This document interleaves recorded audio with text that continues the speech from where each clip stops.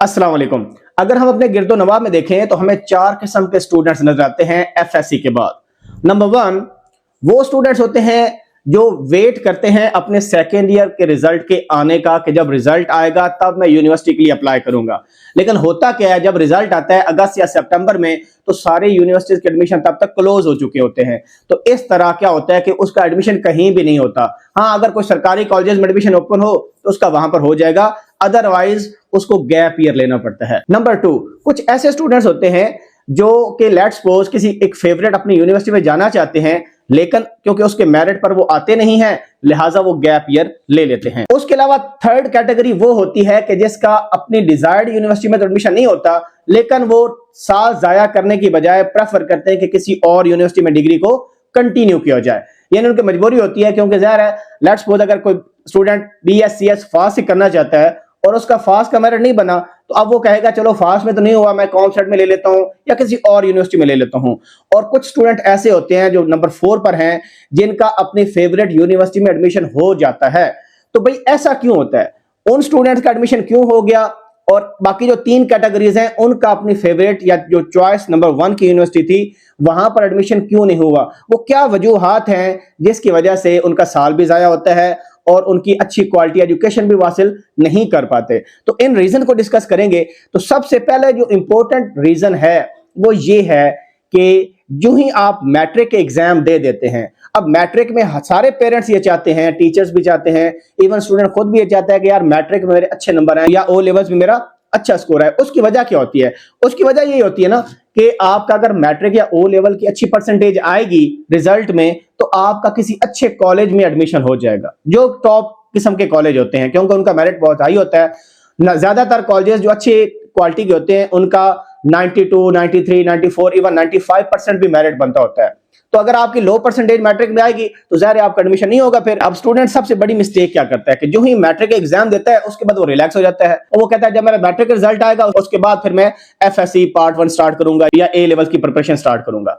अब ये सबसे क्रूशियल टाइम है जो स्टूडेंट जाया करता है। अब स्टूडेंट को इस बात का नहीं पता कि यार जितनी यूनिवर्सिटीज हैं, मेजोरिटी यूनिवर्सिटीज, उसमें जो हाई परसेंटेज होती है वो एफएससी पार्ट 1 की होती है। अब स्टूडेंट को इस बात का नहीं पता होता, वो उसी तरह चल रहा होता है कि जिस तरह मैट्रिक एग्जाम दिया तो एफएससी पार्ट 2 का देगा तो उसकी बेस पर उसका एडमिशन होगा। ऐसा हरगिज नहीं है। तो पॉइंट नंबर 1 ये है कि एफएससी पार्ट 1 में जितना अच्छा स्कोर होगा उतनी हाई प्रोबेबिलिटी होगी कि आप एडमिशन सिक्योर कर पाएंगे अपनी फेवरेट यूनिवर्सिटी में। मैं इसकी एग्जांपल देता हूं। अगर आप फास्ट की मिसाल लें तो फास्ट में 40% एफएससी पार्ट 1 का स्कोर काउंट होता है। अगर आप ओ लेवल्स के हैं फिर तो 50% ओ लेवल का ही काउंट होता है। लेकिन अगर आपने एफएससी की हुई है, आईसीएस किया हुआ है, तो आपका 40% एफएससी पार्ट 1 काउंट होगा। ये बहुत इंपॉर्टेंट पॉइंट है और स्टूडेंट इसको इग्नोर करता है। और 10% मैट्रिक काउंट होता है, यानी 50% आपका एकेडमिक रिकॉर्ड की वैल्यू है। तो अगर आपने एफएससी पार्ट 1 में 60% नंबर लिए तो इसका मतलब क्या होगा कि आपके चांसेस बहुत कम हो जाएंगे। आपको जो एंट्री टेस्ट होगा फास्ट का अपना या जो एनटीएस नेट का है उसमें हाई परफॉर्मेंस देनी पड़ेगी, तब आपका एडमिशन होगा। इसी जिम्मन में एक और बात करना चाहता हूं। आप अपने इर्द गिर्द देखें तो कितने स्टूडेंट्स होते हैं जिनकी मैट्रिक में परसेंटेज बहुत ज्यादा होती है, लेकिन हम देखते हैं कि जो ही वो एफएससी पार्ट 1 का एग्जाम देते हैं तो उनकी परसेंटेज फौरन गिर जाती है। मैं अपनी एग्जांपल देता हूं। मेरे 88% मैट्रिक में स्कोर था और जब मैंने एफएससी की तो एफएससी पार्ट 1 में मेरा 74% स्कोर हुआ, यानी 14% मेरा फॉल हुआ। और ये काफी स्टूडेंट के साथ होता है। क्यों? क्योंकि उनको इंफॉर्मेशन नहीं होती, उनको किसी ने बताया नहीं होता कि भाई एफएससी पार्ट 1 की कितनी वैल्यू है। तो इस वजह से आपने एफएससी पार्ट 1 में स्कोर अच्छा लेना। मैंने फास्ट की एग्जांपल दी। आप यूईटी में चले जाएं तो यूईटी में 45% जो है आपका एफएससी पार्ट 1 का स्कोर काउंट होता है, क्योंकि यूईटी में 70% आपका एकेडमिक स्कोर होता है और 30% सिर्फ टेस्ट होता है। इसी तरह पंजाब यूनिवर्सिटी में को देख लें, PUCIT, उसमें क्या होता है, उसमें आपका 75% आपका एफएससी प्लस मैट्रिक होता है, जिसमें एफएससी का ऑलमोस्ट 50% वेट होता है और 25% मैट्रिक का वेट होता है। तो ये बहुत क्रूशियल है कि आपका एफएससी पार्ट 1 में स्कोर अच्छा होना चाहिए। और इसी तरह कॉमसेट में भी देख लें, कॉमसेट में भी 40% होता है एफएससी पार्ट 1, 10% मैट्रिक और बाकी जो 50% है वो एनटीएस का होता है। तो ये पॉइंट नंबर 1 हो गया जो कि आपने लेना है। अब सेकंड पॉइंट क्या है? ऐसे स्टूडेंट जो नस्ट में जाना चाहते हैं, तो आपको पता है नस्ट ऐसी यूनिवर्सिटी है जो अपना टेस्ट कंडक्ट करती है, लम्स भी अपना टेस्ट कंडक्ट करती है, वैसे तो सैट भी लेते हैं और एलकैट भी अपना टेस्ट भी कंडक्ट करते हैं। नस्ट में 15% सिर्फ एफएससी पार्ट 1 है, 10% मैट्रिक है और 75% उनका अपना टेस्ट होता है। अब दूसरी इंपॉर्टेंट चीज कि अगर कोई नस्ट को माइंड में रख के बैठे है कि मैं नस्ट में एडमिशन लेना चाहता हूं, तो उसको क्या करना है, एंट्री टेस्ट के साथ साथ प्रिपरेशन करनी है। अब उसका क्या असूल है, क्योंकि मैंने ये देखा है कि नस्ट में टेस्ट देने के लिए जो NET 1 होता है, लोग दूर दूर से आते हैं, मुल्तान से आ रहे होते हैं, इस्लामाबाद H12 में सिंपल टेस्ट देने के लिए, और उनको ना कोई टेस्ट का पैटर्न का पता होता है, ना उनकी कोई तैयारी होती है, जिसकी वजह क्या होती है, उनका NET 1 में 80 स्कोर आ रहा होता है, 70 आ रहा होता है, 90 यानी 110 के आसपास मैक्सिमम स्कोर उनका आ रहा होता है, और उनका ट्रैवल एक्सपेंस इतने ज्यादा होते हैं, स्पेशली जो गर्ल्स हैं जो कि दूर दराज इलाके से आ रही होती हैं, and they end up with very low score in NET 1। क्यों? क्योंकि अवेयरनेस नहीं होती। तो ये तैयारी आपने कैसी करनी है, आपने कोशिश करनी है कि दिसंबर तक अपना सिलेबस कंप्लीट करें एफएससी पार्ट 1 का, या अगर आप ICS में तो ICS पार्ट 1 का। क्यों भला मैं बता रहा हूं, क्योंकि दिसंबर का जो NET 1 होता है वो काफी इजी होता है कंपेयर टू जो कि जून जुलाई में NET इनका होता है। ठीक है, इसमें टिप ये है, जो ही आपको चैप्टर तैयार करते हैं, फिजिक्स का हो या मैथ का हो, तो उस चैप्टर के रिलेटेड जो MCQs हैं उनको आपने लाजमी तैयार करना है। उसके लिए ऑनलाइन बुक्स मौजूद होती हैं, किप्स की बुक्स हैं, इसी तरह आपके पास स्टेप की बुक्स हैं, वहां से MCQs तैयार करें। जितने आप MCQs करेंगे ज्यादा से ज्यादा उतनी आपकी अच्छी प्रैक्टिस होगी, along with getting high score in FSC part 1। तो ये दो टारगेट आप रखेंगे। अगर आप दो टारगेट सेट करेंगे तो आपकी ना सिर्फ फास्ट के टेस्ट की प्रिपरेशन हो जाएगी, बल्कि नस के टेस्ट की भी प्रिपरेशन हो जाएगी। नस का टेस्ट थोड़ा सा यूनिक होता है क्योंकि उसमें 100 मार्क्स मैथमेटिक्स होता है, 60 मार्क्स का उसमें फिजिक्स है और 40 मार्क्स की इंग्लिश है। फास्ट के टेस्ट में भी 50% FSC का मैथ होता है। तो जो ही अगर आपने साथ साथ तैयारी की, क्योंकि ये जितने बड़े बड़े इंस्टीट्यूट्स हैं, किप्स के देखें कॉलेजेस भी हैं, पंजाब ग्रुप के कितने ज्यादा कॉलेजेस हैं, ये अलग से फीसें बटोरते हैं। जरा आप इंटर टेस्ट के नाम पर आप इनकी किताबें ले लें, ऑनलाइन बुक्स डाउनलोड कर लें, खुद तैयारी करें, और कोई चीज नहीं होती। आप मेरा चैनल है, वहां पर कमेंट सेक्शन में पूछ सकते हैं, आप मुझे ईमेल कर सकते हैं। मैंने भी थोड़ा बहुत इंटर टेस्ट का कंटेंट बनाया है, इंशाल्लाह आगे इसको आगे भी लेके चलूंगा और भी कंटेंट मजीद डालूंगा। मेरी कोशिश है कि स्टूडेंट का टाइम वेस्ट ना हो और उनका एडमिशन हो जाए। और सबसे इंपॉर्टेंट बात जो मैंने करनी है वो ये कि आपने यूनिवर्सिटीज की एडमिशन की डेडलाइन देखनी है। ये स्टूडेंट कोई भी नहीं देखता, उनको पता भी नहीं होता।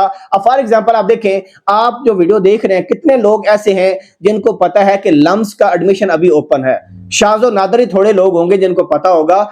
जो दूर दराज के जो गांव लेवल पर या जो छोटे कॉलेजेस में लोग हैं, उनको पता ही नहीं होता कि लम्स में एडमिशन ओपन है, और लम्स फाइनेंशियल एड भी देती है। तो financial aid is second thing. आपने ये भी देखना है कि कौन कौन सी यूनिवर्सिटीज फाइनेंशियल एड देती है। जिस तरह फास्ट है, अगर कोई गरीब बच्चा है तो उसको फाइनेंशियल एड देते हैं, सारी ट्यूशन फी माफ भी कर देते हैं अगर आप एप्लीकेशन दें। इस पर मेरी वीडियोस भी हैं। लम्स भी आपको फाइनेंशियल एड देती है। बाकी बीफ स्कॉलरशिप है पंजाब का, तो आपने ये भी एक्सप्लोर करना है। तो यूनिवर्सिटी की वेबसाइट पर जाना है, आपने लम्स की वेबसाइट पर जाएं, आप कॉमसेट की जाएं, आप फास्ट की वेबसाइट को देखें।